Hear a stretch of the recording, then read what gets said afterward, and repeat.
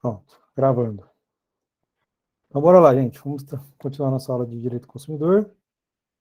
Compartilhar a tela aqui com vocês.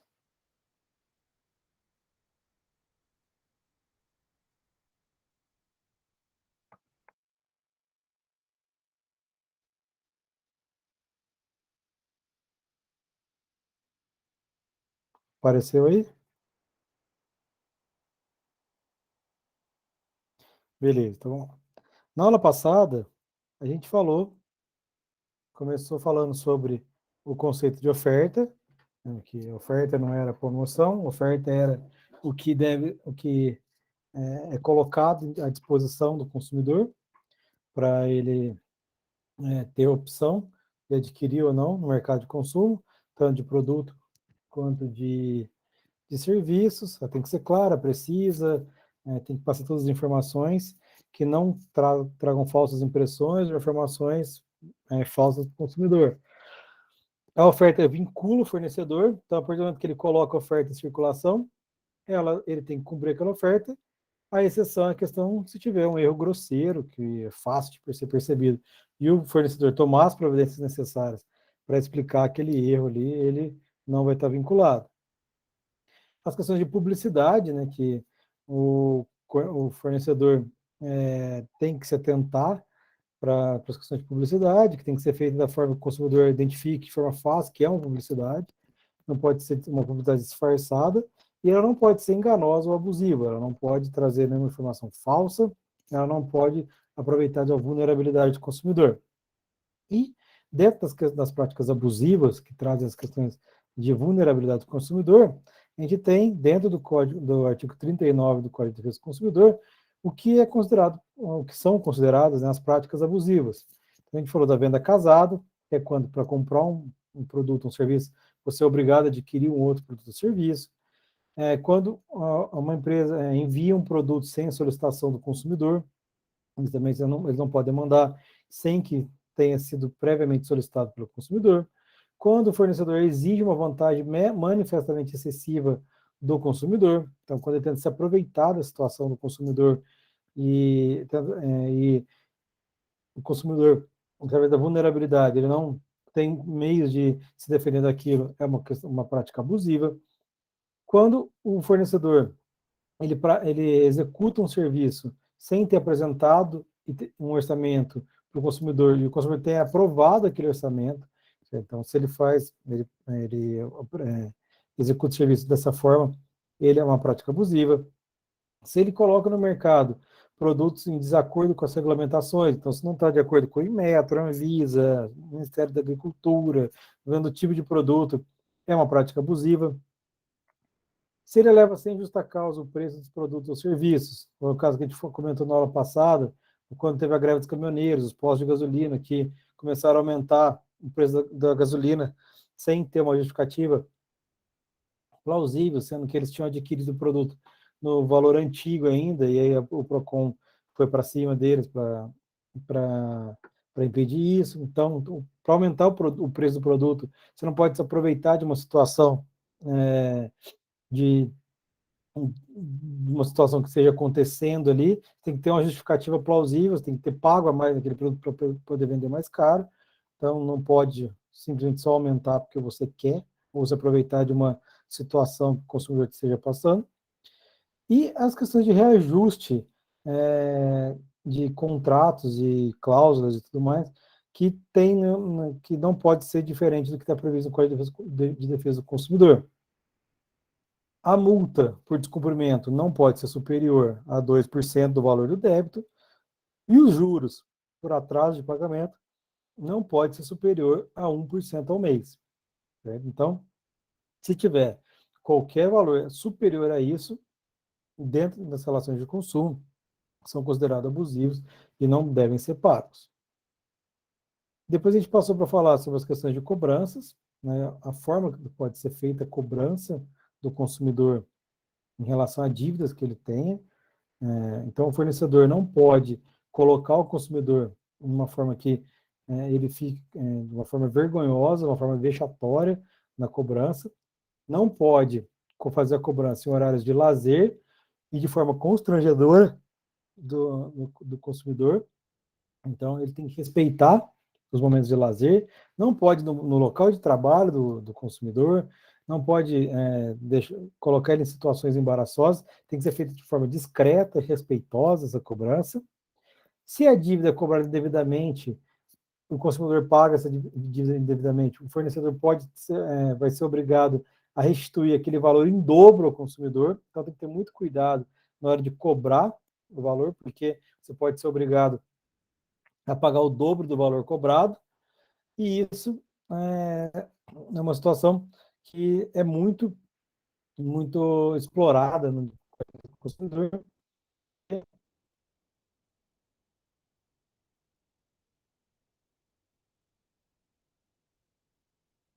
E o último ponto que a gente tratou foram os contratos de adesão. É quando você vai lá, aquele contrato que você não tem a possibilidade de discutir as cláusulas. Você simplesmente adere ou não adere. Você contrata de, quando você vai lá contratar a empresa de luz, o telefone celular, a empresa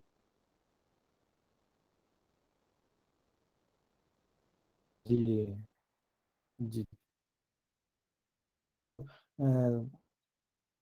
o que mais? Quando você vai comprar uma passagem de ônibus, uma passagem aérea, qualquer coisa que você vai lá que tem aquele contrato, que você não tem a possibilidade de discutir as cláusulas, são contratos de adesão.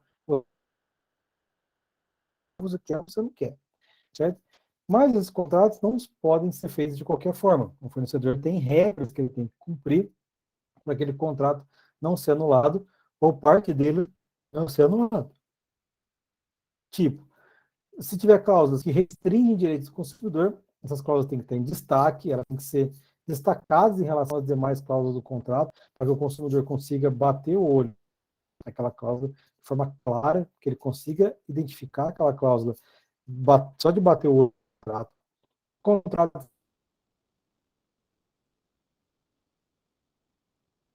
não podem ser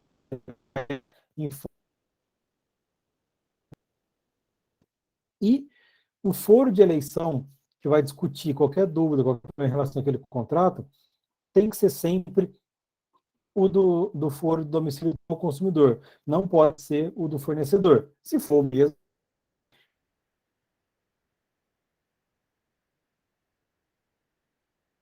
agora, se forem foros diferentes, o consumidor está travando. Todo mundo?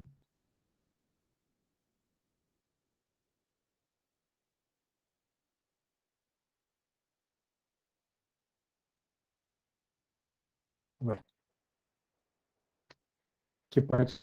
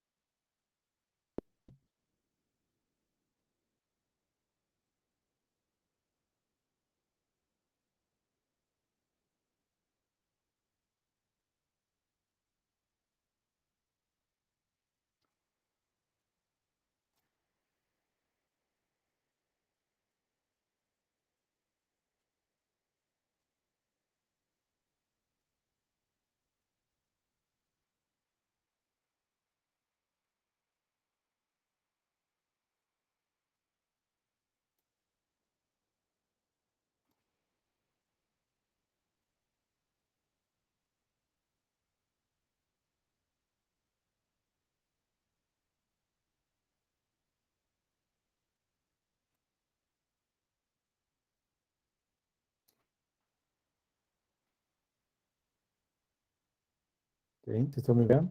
Estão ouvindo? Melhorou?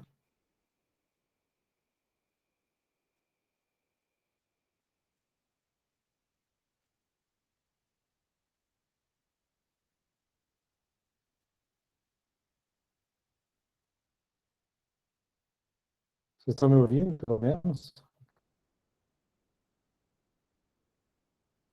Estou travado. O som está chegando.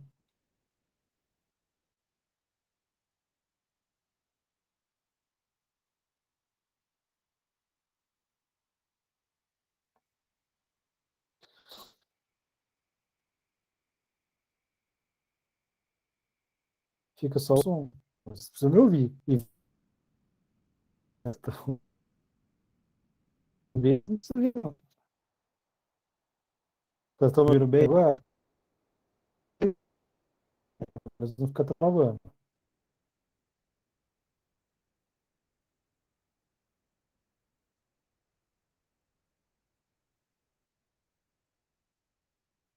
Acho que não, né? Ninguém respondeu.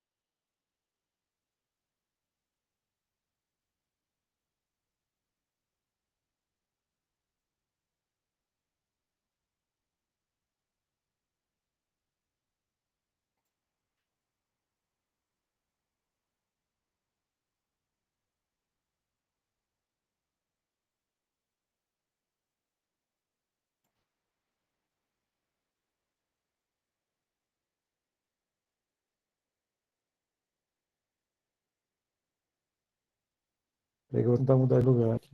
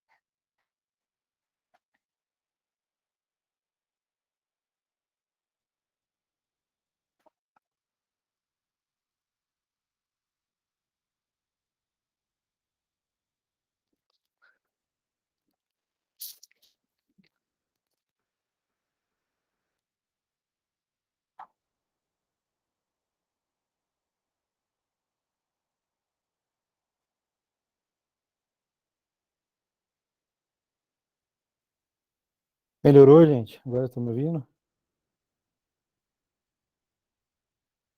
Agora eu mudei de lugar. Liguei o cabo aqui. A internet tá rápida, né?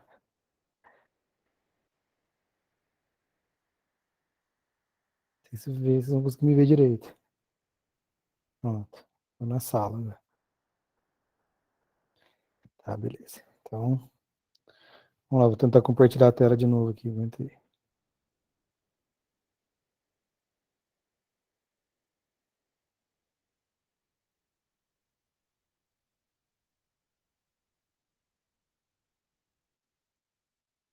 Certo. Vocês entenderam o que eu tinha falado? Conseguiram entender ou não? Tem que volte o que eu tinha falado.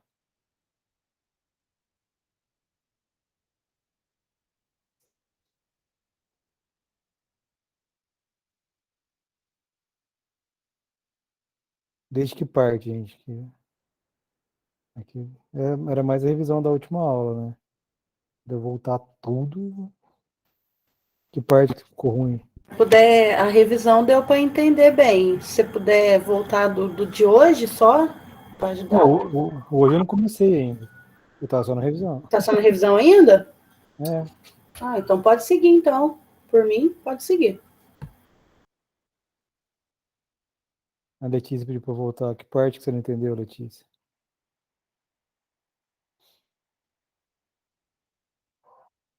O contrato de adesão? Tá. O contrato de adesão é quando você tem aquele tipo são geralmente serviços que você não tem a opção de discutir as cláusulas do contrato, certo? Então, contrato de energia elétrica, contrato de telefonia, contrato de aquisição de passagem aérea, passagem de ônibus, de luz, gás. Quando você vai lá, você só contrata, você vai lá e contrata um serviço, mas você não tem a possibilidade de discutir aquele contrato, certo? Cartão de crédito, você não consegue discutir. A empresa não te dá, ela só apresenta um contrato, ou você aceita ou você não aceita. São os contratos de adesão. Você adere ou não adere, certo? Esses contratos, quem faz é a empresa, o consumidor, ele não tem opção de aceitar ou não. Só que esses contratos, a empresa não pode fazer do jeito que ela quiser, colocar o que ela quiser naquele contrato. Ela tem que respeitar algumas regras, certo? Então, ela, entre as regras que ela tem que respeitar, então, se tiver alguma cláusula que restringe direitos do consumidor, que tire algum tipo de direito do consumidor, essa cláusula tem que estar destacada dentro do contrato. Então, se ela coloca lá que ele tem alguma limitação de direito de indenização, se ele tem alguma limitação de direito de reclamação, alguma limitação de garantia, algo do tipo, ele tem que estar destacado no meio do contrato, de uma forma que o consumidor bata o olho e consiga ver aquela cláusula em destaque. Os contratos não podem ser feitos em qualquer tamanho. A letra tem que ser no mínimo tamanho 12. Certo? Então, você coloca lá no Word, a fonte tem que ser no mínimo 12, não pode ser 10, 9, 8. Tem que ser no mínimo 12, para a letra ser grande o suficiente para qualquer pessoa conseguir ler. Não pode ser aquela letrinha pequenininha que ninguém consiga ler. E o foro de eleição, que é o local onde vai se discutir qualquer situação que tenha de dúvida ou conflito em relação ao contrato, tem que ser obrigatoriamente o de domicílio do consumidor. Não pode colocar o do fornecedor. Se coincidir os dois, lógico que vai ser o mesmo. Mas o consumidor tem que ter a prerrogativa de, se ele tiver algum problema e ele quiser discutir alguma questão relacionada ao contrato, ele vai poder entrar com a ação no domicílio onde ele mora, certo? Para ele não ter gastos de ter que viajar e ir para outro lugar para discutir alguma questão relacionada a esse contrato, certo? Beleza?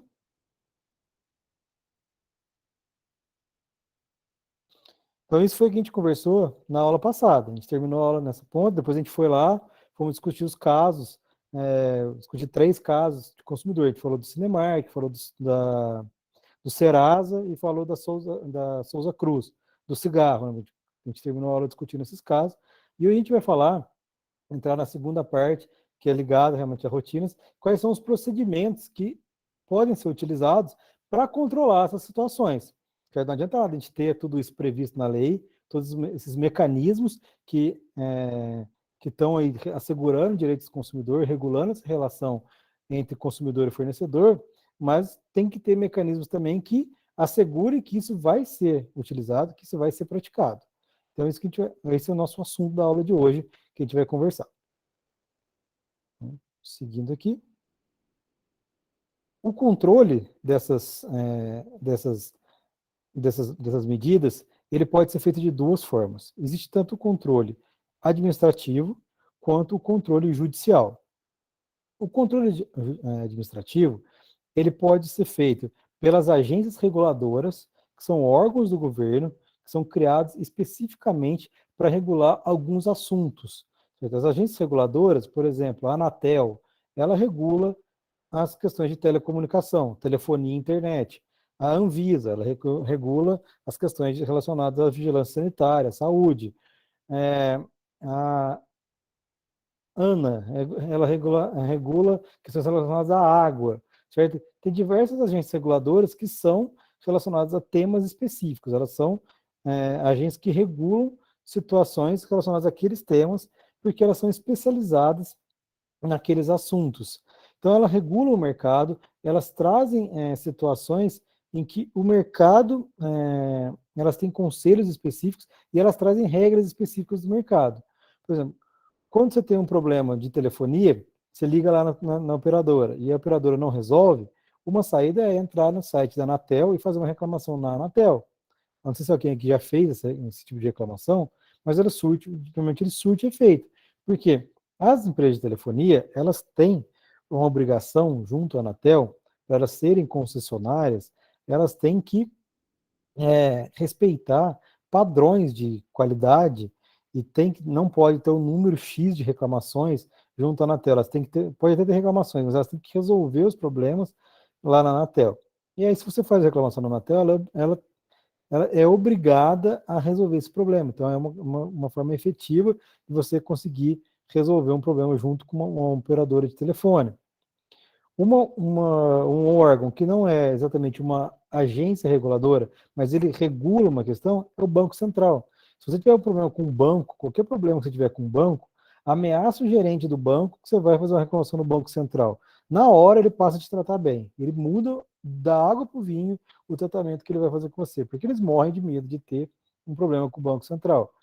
E isso serve para todos os tipos de agência reguladora também. Recentemente, a gente ouviu falar muito da Anvisa, que é a agência reguladora que é a vigilância sanitária, que é a agência reguladora na área de saúde. A gente está falando de regulação de liberação de vacina, de regulação de medicamento para Covid, tratamento para Covid e tudo mais. Por quê? Ela é a agência que regula as questões de saúde, a questão de medicamentos, e ela é o órgão responsável para regular toda essa questão. E como que entra no consumidor? Ela vai lá determinar o que tem que ter na bula, qual é a informação que tem que ter na caixa do remédio. Ela é o órgão que vai determinar essas regras que as empresas têm que seguir para respeitar o direito do consumidor, certo? A Anvisa, ela regula tanto a questão de medicamento como alguns tipos de alimentos. E alimentos pode ser tanto a Anvisa quanto o Ministério da Agricultura. Então, eles têm, alimentos pode ser ter duas agências reguladoras ali em cima, regulando essas questões, principalmente de rótulo, de validade, de formas de, de, de apresentação dos produtos, ingredientes que podem ser feitos, processo de fabricação. É bem complicado essa questão. As empresas têm que se adequar nisso porque não são multadas. Elas têm que respeitar isso de uma forma bem rígida. E outra forma do controle administrativo é o chamado poder de polícia, que, além das agências reguladoras que regulam o tema, que trazem regras gerais para a indústria como um todo se adequar, são os órgãos que têm o poder de polícia. O principal deles é o PROCON. O PROCON, todo mundo já ouviu falar. Todo mundo, não sei se alguém que já foi fazer uma reclamação no PROCON, já chegou aí até o PROCON para fazer uma reclamação, já teve algum problema que chegou a ser atendido no PROCON?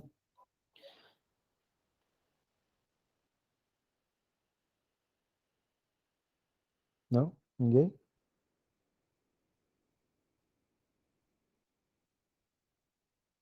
Ainda não.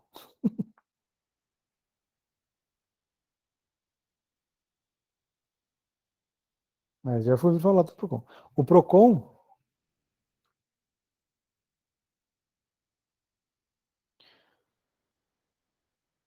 o PROCON, ele tem uma situação que é, é bem, ele é bem peculiar, porque o PROCON ele foi criado, que é um órgão de proteção do consumidor. E o PROCON, ele pode ser tanto municipal quanto estadual, certo? Você pode ter PROCONs, tanto municipal quanto estadual. Aqui em Poços, por exemplo, a gente tem o PROCON municipal, que fica ali na rua Pernambuco, perto do fórum, certo? Ele, ele é municipal. A prefeitura é responsável por regular ali, por coordenar o PROCON municipal de Poços de Caldas. O que faz o PROCON municipal? Ele recebe, é, ele recebe os consumidores para que eles sejam atendidos ali, ele recebe as reclamações dos consumidores, e aí você pode ir lá, se tem algum problema com alguma empresa, pode ser uma empresa de poços, uma empresa de qualquer lugar do Brasil que você tenha contratado, e a empresa, se você não consegue resolver, você vai no PROCON, eles te atendem para tentar fazer uma conciliação com aquela empresa para resolver aquele problema, certo? Mas ele também tem uma outra função, que é tentar fazer a fiscalização e a autuação das empresas que não estão respeitando o Código de Defesa do Consumidor, ou estão fazendo práticas abusivas ou infringindo alguma norma do Código de Defesa do Consumidor. E aí o que eles fazem? Eles têm fiscais que visitam empresas e fazem essa fiscalização, e se tiver algo errado, eles vão lá e notificam e multam, ou então, através de denúncias, você pode fazer uma denúncia, se você tiver lá alguma denúncia para fazer, você pode ligar no PROCON, todo estabelecimento é obrigado a ter uma plaquinha lá, com o número do PROCON, se você quiser, você pode ligar para fazer uma denúncia, para o PROCON lá fazer uma visita e poder eventualmente multar aquele estabelecimento, fazer uma fiscalização. Então, o PROCON ele tem essa dupla função. Ele tenta intermediar para chegar a um acordo para resolver a questão dos consumidores individualmente, e além de fazer essa questão de fiscalização para preservar o direito do consumidor de forma geral, de forma difusa, para que todas as empresas, todos os fornecedores respeitem o direito dos consumidores. Aqui em Poços, qual que é a nossa situação? A gente tem o PROCON municipal, que cuida especificamente ali do atendimento do consumidor, ele regula algumas questões, ele faz essa intermediação, só que a gente também tem o PROCON estadual. O PROCON estadual, ele é, em Minas Gerais, como um todo, ele é gerido pelo Ministério Público. São promotores de justiça que são encarregados do PROCON estadual de Minas Gerais. Então, enquanto o PROCON municipal de Poços é uma advogada que toca lá, concursada lá da prefeitura, indicada pela prefeitura, e profissionais contratados pela prefeitura, o PROCON estadual são promotores de justiça e o corpo do Ministério Público que tocam. Eles têm competências concorrentes, eles se ajudam. Então, por exemplo, a fiscalização do posto de gasolina, por ser questão de impostos estaduais e tudo mais, questão de competência estadual, quem fiscaliza é o PROCON estadual. Questão de supermercados, quem vai é o PROCON municipal. Então, cada um, eles dividem um pouco as competências, mas eles trabalham juntos, eles trabalham em conjunto para fazer essa competência trabalhar junto. Mas quando você tiver uma reclamação contra alguma empresa, você vai ter que procurar o PROCON municipal, que é o que é localizado ali na Rua Pernambuco, perto do Fórum, certo? E você vai lá, você pode fazer, lá tem, eu não sei como é que está agora com a pandemia, mas lá tinha atendimento ao público, você chegava lá, você fazia a reclamação, e aí eles tentam marcar uma conciliação com a empresa para tentar chegar a um acordo. Certo? Então, essa é a função do PROCON, tanto o estadual quanto o municipal, para tentar defender o consumidor, para tentar melhorar as relações de consumo. Perguntas, gente? Alguma dúvida em relação ao controle administrativo das relações de consumo?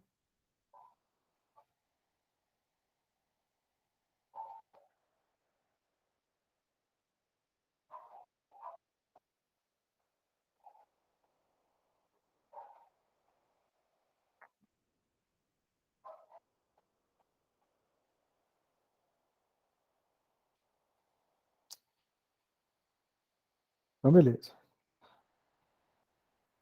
Tendo esse controle administrativo, nem sempre ele é eficaz, certo? Por quê? O PROCON, ele pode tentar propor um acordo entre o consumidor e a empresa, mas ele pode não conseguir esse acordo, porque a empresa pode não querer fazer esse acordo. E aqui que resta para o consumidor? Buscar justiça. Ou o PROCON, ele pode, ou o Ministério Público, eles podem fazer a fiscalização e acabar numa multa, e a empresa, mesmo sendo multada, ela pode não se adequar e continuar praticando aquele ato que o PROCON e o Ministério Público entendem que está em desacordo com a lei. Aí passam a ter questões que podem entrar na esfera judicial do controle feito por esses órgãos. O Ministério Público, o PROCON, ele se limita a fazer essa autuação e essa mediação. O Ministério Público ele tem um pouco mais de poder, porque pelo seguinte, ele faz essa fiscalização e ele pode, a partir do momento que ele identifica que está tendo uma irregularidade, essa irregularidade recorrente, ele pode instaurar inquéritos civis. Ele pode ir lá instaurar um inquérito civil contra a empresa para investigar melhor aquele inquérito civil, tá? E a empresa tentar se adequar, dentro desse inquérito civil, ele pode propor os chamados TACs, que é o Termo de Ajustamento de Conduta. O que é TAC? A empresa se compromete a adequar aquela conduta a uma nova conduta para não ser penalizada, certo? Ou ela paga um valor e aí adequa uma nova conduta, ou simplesmente ela muda de conduta, isso vai depender do que ela está fazendo. Ou então, se a empresa não quer fazer um TAC, ou o Ministério Público vê que a conduta ela é muito grave e ela não tem, acho que não entende que aquilo é passível de fazer um TAC, ele tem competência para entrar com as chamadas ações civis públicas. O que é ação civil pública? É uma ação que o Ministério Público, a administração pública ou associações de direito do consumidor têm competência, têm legitimidade para poder entrar na justiça pleiteando direitos difusos dos consumidores como um todo. Então, eles entram na justiça cobrando que empresas, exigindo que empresas se adequem às práticas deles para respeitar o Código do Consumidor, adequar a legislação consumerista. Então, eles entram lá com ações civis públicas para que as empresas parem de praticar atos que estão prejudicando os consumidores. Essas são ações que esses órgãos específicos podem entrar contra empresas específicas, mas elas visam um direito coletivo. Eles entram em nome de uma coletividade para as empresas, em benefício dos consumidores em geral, certo? Elas visam que esses consumidores, a coletividade como um todo dos consumidores tem que ser beneficiada porque aquela empresa está prejudicando todo mundo de uma forma geral.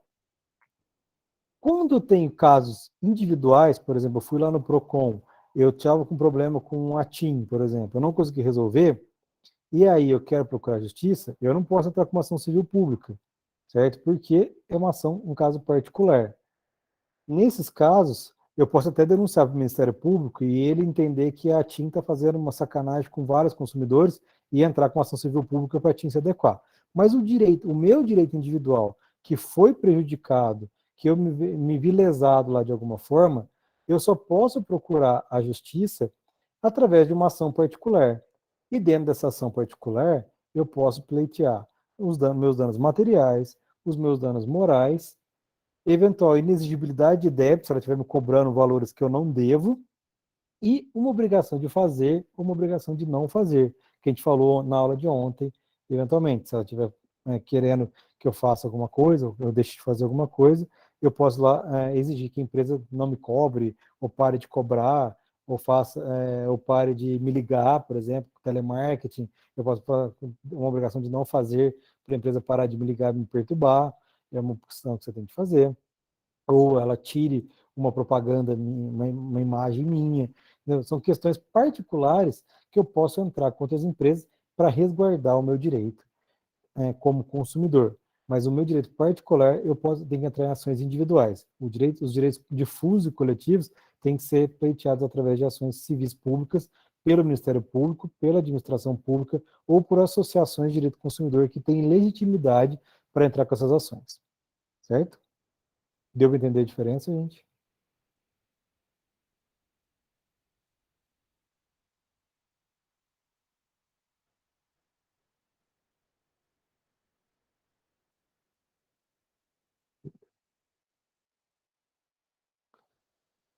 Beleza. E por último, o último tema que a gente vai falar aqui hoje é: eu tenho ação, eu ganhei ação. O código trouxe uma forma de os consumidores, era muito comum o consumidor ganhar e acabar não levando, porque as empresas escondiam patrimônio, elas você não conseguia achar dinheiro, achar bens das empresas para receber indenizações, para receber o que era de direito. No Código Civil, já existia a possibilidade da chamada desconsideração da personalidade jurídica. O que é? Você desconsiderar, não considerar a segregação de patrimônio entre a pessoa física e a pessoa jurídica, certo? E aí chegar nos bens dos sócios para eles responderem pelas dívidas da empresa. O Código de Defesa do Consumidor, ele traz hipóteses mais abrangentes para você conseguir chegar nos bens do sócio do que o Código de Defesa, do que o Código Civil. O Código Civil ele é bem mais rígido em desconsiderar essa questão da personalidade jurídica. Lá você tem que comprovar fraude, você tem que comprovar ocultação de patrimônio.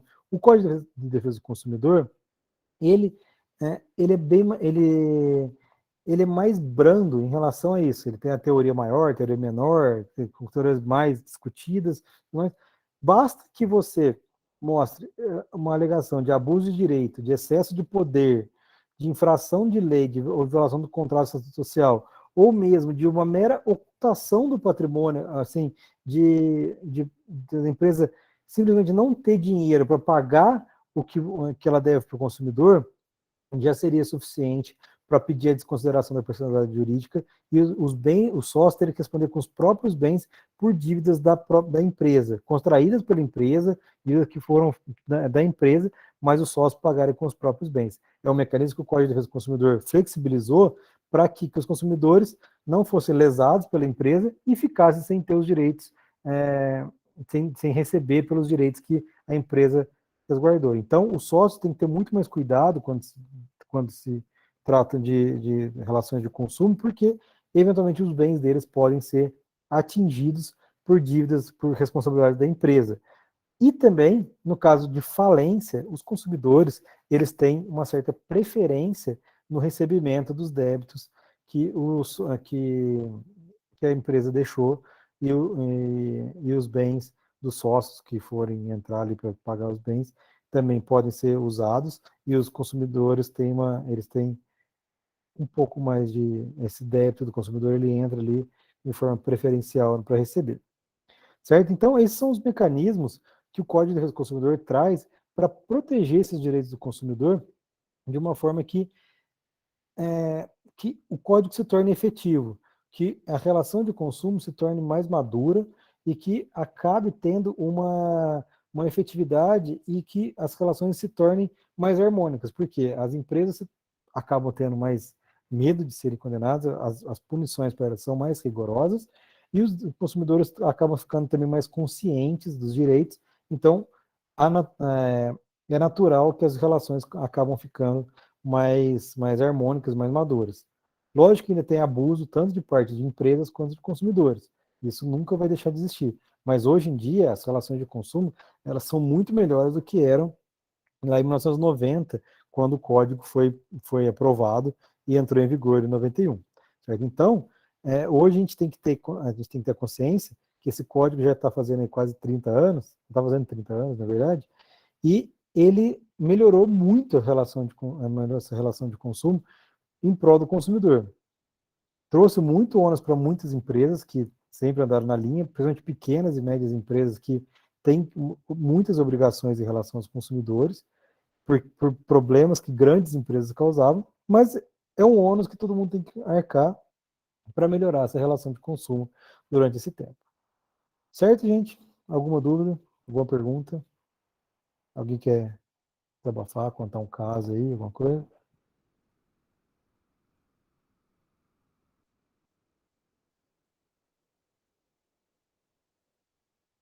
Tem alguém aí? Travou de novo? Beleza.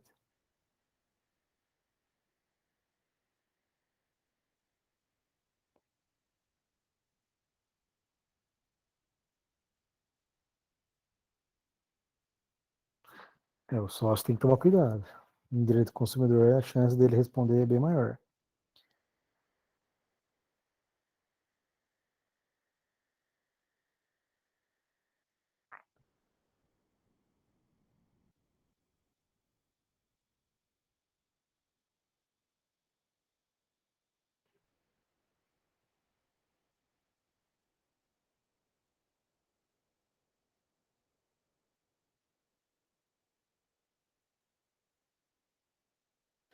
E aqui, para a gente finalizar a nossa aula, comentar dois casos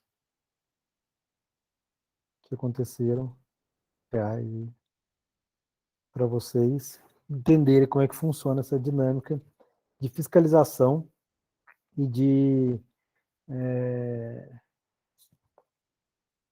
e de punição das empresas em relação ao Código de Defesa do Consumidor. Eu já comentei sobre esses casos assim, com vocês em outras aulas, mas agora aplicado ao que a gente falou hoje, né, sobre isso. O caso da esquerda que vocês estão vendo no Activia foi o caso dessa questão que tá ali embaixo, naquela faixa amarela, que é a questão do preço sugerido. Começou há um tempo atrás, né, que as empresas começaram a colocar essa observação nos produtos sobre o preço sugerido. O que era esse preço sugerido? Era um preço que saía já da fábrica, nos rótulos, nesse valor, que era uma sugestão de preço para ser aplicado pelos supermercados. Qual que era o problema? Isso era uma sugestão de preço. O supermercado não era obrigado a arcar com esse preço, mesmo porque muitos supermercados não tinham condições de, de arcar com esses valores, porque é uma situação que você não pode comparar um grande supermercado que compra em grande quantidade, paga um valor bem menor, do que é o seu Zé ali, teu supermercadinho no bairro, que compra em quantidades menores e paga praticamente o mesmo preço do preço sugerido. Então, ele tem que ter uma margem de lucro. Se ele for vender pelo preço sugerido, ele vai ter prejuízo vendendo o produto. Então, ele não consegue vender pelo preço sugerido. O que acontece? No começo, essa embalagem aqui, ela ainda ela está um pouco melhor, mas ela ainda não é o certo. O preço sugerido era escrito ainda menor e ficava esse valor, R$ 7,99. Esse aqui já era uma questão mais. No começo era aquele Activia de bandeja, que vinha, o valor acho que era R$ 1,99, e R$ 1,99 grandão e o preço sugerido bem pequenininho. O que o Procon fez? Principalmente na Bahia. Na Bahia teve uma ação muito grande do Procon, do Ministério Público, na verdade, que ele foi e ele instaurou um inquérito civil contra a Danone, que fabrica, né, o Activia, e todas as redes de supermercados que vendiam Activia na Bahia, porque eles não estavam praticando o preço sugerido, e esse preço sugerido seria uma forma de propaganda enganosa, porque ele levava o consumidor a erro. O consumidor chegava lá, via esse 7,99 grandão assim, e a hora que ele passava no caixa, na verdade, sei lá, custava R$ 9, não custava 7,99. E aí ele fez uma ação civil pública, fez um inquérito civil para fiscalizar isso e ver quem estava cumprindo e quem estava descumprindo. A alegação das empresas é que o preço é sugerido. Isso isso é bem defensável. A questão é que a forma como era colocado o, o, o escrito preço sugerido era muito pequeno. Então, eles tiveram que se adequar e colocar o preço sugerido maior, para o consumidor entender que aquilo era uma sugestão de preço. E esse inquérito civil, ele foi feito, diversos supermercados aceitaram fazer um termo de ajustamento de conduta, e aí eles colocaram explicações nas gôndolas para os consumidores, explicando que esse preço era uma sugestão e não necessariamente era o preço que ia ser praticado, mas a própria Danone e uma rede de supermercado, acho que foi o Extra, não aceitaram. E aí o Ministério Público entrou com uma ação civil pública contra eles, para eles adequarem essa questão. Com o tempo, a Danone adequou. Essa questão acho que até nem existe mais nos produtos, mas era uma questão de adequação, porque era muito caro mudar todas as embalagens. Não dá para você fazer uma embalagem para um lugar só para Bahia, por exemplo. A embalagem é feita para o Brasil inteiro. E você mudar a embalagem para um lugar é muito caro. Não tem como você fazer a produção da Bahia, por exemplo. E para você mudar, por exemplo, a embalagem, é um processo muito grande. Você tem que fazer uma arte nova, tem que passar por aprovação. Você tem que passar por aprovação do marketing, passar uma aprovação pela Anvisa. A Anvisa tem que aprovar essa arte, essa garrafa, para depois colocar em produção, para depois chegar para lá. Entendeu? Então era um negócio assim, era melhor tomar uma multa do Procon, do Ministério Público, do que fazer toda essa mudança e aí perder tudo, e perder todos os produtos que já estavam sendo vendidos lá no mercado, sem tirar toda a circulação, colocar produtos novos, você perder um monte de produto, o prejuízo ia ser muito grande. Então, a Danone não quis fazer essa alteração, não foi feita, eles entraram com uma ação, e aí a ação está correndo até hoje. Isso foi em 2015, 2016. Eu até contei para vocês o caso, que eu fiz por causa desse caso, eu fiz um bate-volta em Salvador. Eu saí de Campinas 5 horas da manhã, fui para Salvador, passei o dia em Salvador, voltei, bati em Salvador, não vi o mar, cara. Eu só passei calor o dia inteiro, comi um peixe frito do lado do Ministério Público, passei mal o dia inteiro, aquele peixe nojento lá que eu comi, aí passei raiva com o Ministério Público, só isso.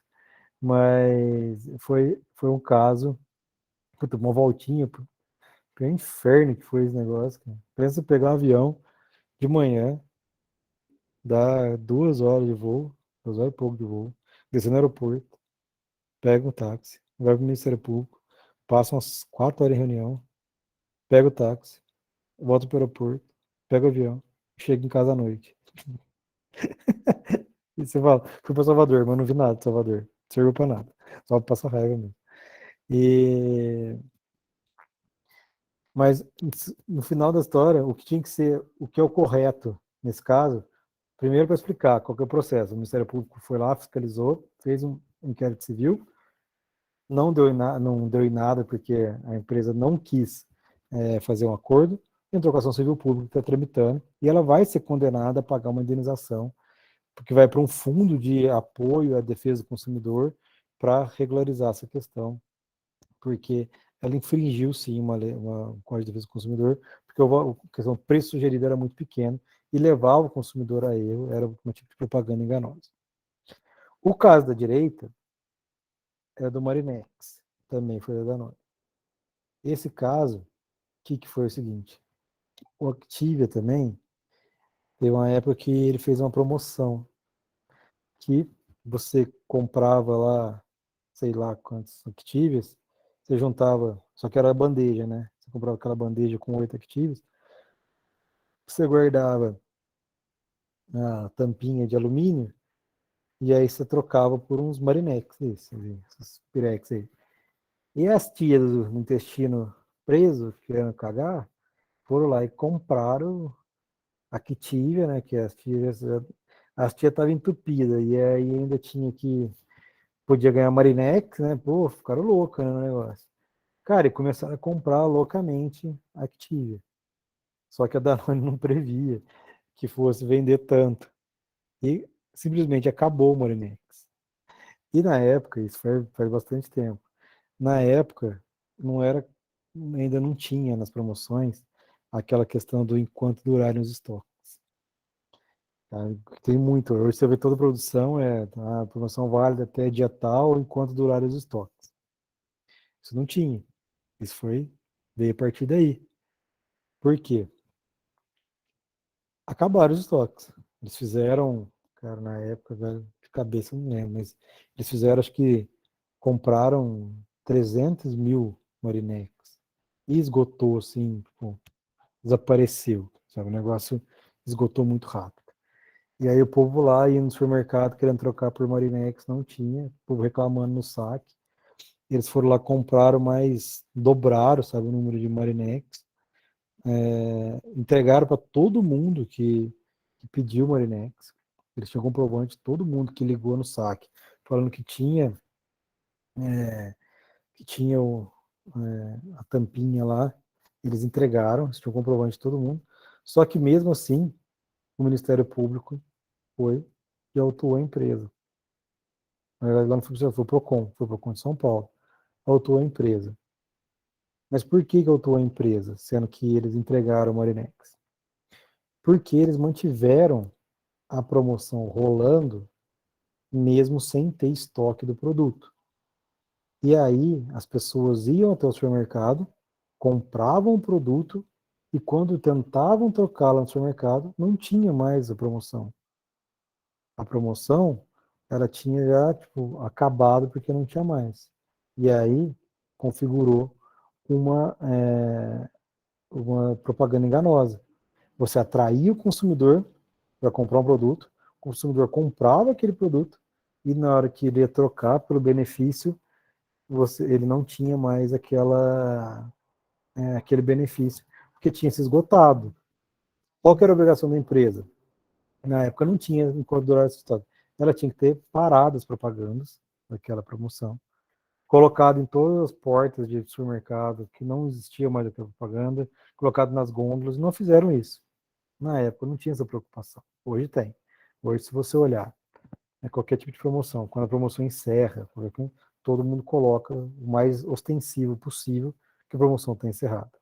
Justamente por isso. Porque a multa foi gigante. Eles tomaram uma multa bem grande em relação a isso. Eu não lembro, na época, foi uma multa de quase R$ 500 mil, uma coisa assim. Que atualizado e dá mais de 1 milhão. Sei que a promoção no final vendeu muito Activia, mas acabou dando prejuízo, porque a gente vai comprar muito mais Marinex, pagar multa, advogado, tudo mais. E acabou que foram processados porque a promoção acabou sendo processado porque a promoção foi um sucesso. Foi um tiro no pé, porque foi tanto sucesso a promoção que eles acabaram se prejudicando. Então, esse era o cuidado. Qual foi o procedimento do Ministério do Procon nessa hora? Ele fez a fiscalização, ele multou, e aí depois teve a ação judicial da empresa tentando anular a multa do Procon judicialmente, porque falou que ela entregou os Marinex, não teve prejuízo para nenhum consumidor, mas mesmo assim não conseguiu anular a multa judicialmente, porque foi considerado que foi uma prática abusiva assim, manter aquela promoção circulando, sendo que não tinha mais brindes para serem distribuídos. E aí eles acabaram se beneficiando disso, tentaram corrigir depois, mas não foi suficiente. O simples fato de você divulgar algo que você não tem já é uma informação falsa que você passa para o consumidor, e aí eles foram penalizados pelo sucesso que foi a promoção. Certo? Então, esses são os mecanismos, tá vendo? Então, depois disso, as empresas começaram a colocar data de validade em promoção, começaram a colocar essa questão de enquanto durarem os estoques, porque é uma forma de se prevenir, se acabar o estoque e mantiver a propaganda, se você vê a propaganda e for lá no lugar, acabou, pelo menos está lá avisado que era enquanto durasse o estoque. Então, passou a informação clara para o cliente, para o consumidor, que você que poderia ter esse risco dele comprar e não levar, certo? Se ele reclamar, provavelmente ele vai ganhar algo do tipo. E tem cliente que pergunta por que não no preço sugerido. Lógico que vai ter, isso sempre tem. Todo mundo vai querer. Se o preço sugerido for menor do que está sendo praticado, o povo vai querer pagar o preço sugerido. É normal. Você não gostaria também? Se pudesse sugerir um preço, você sempre vai sugerir um preço menor. Mas é isso que acontece. Beleza, gente? Alguma pergunta? Alguma dúvida? Alguém quer falar alguma coisa?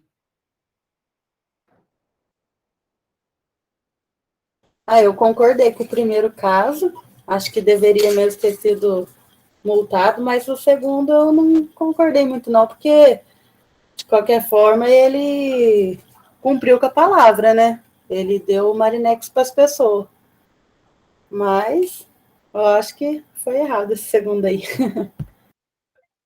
Mas ele deu depois de não ter dado, né? O problema foi esse.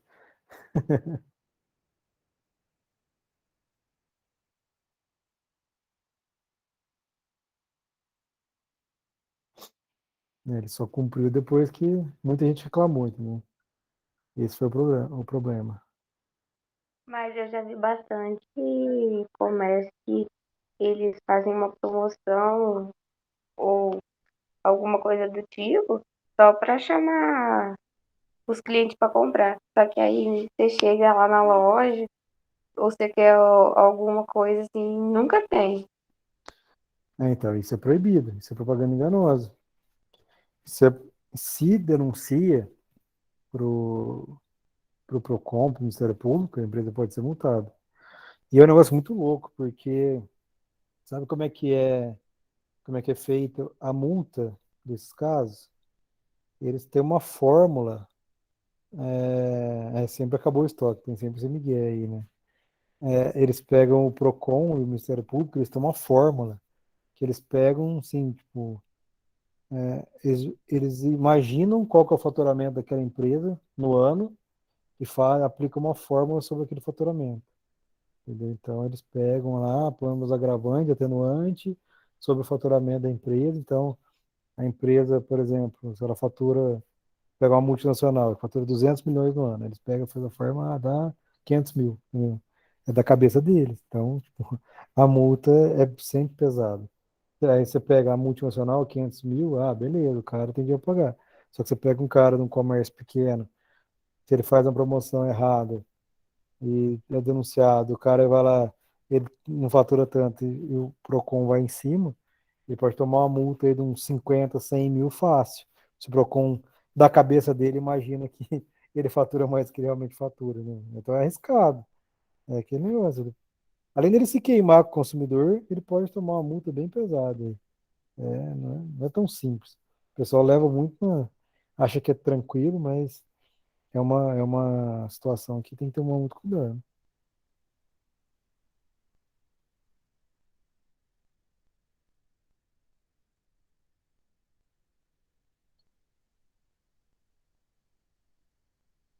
Certo, gente? Mais alguém?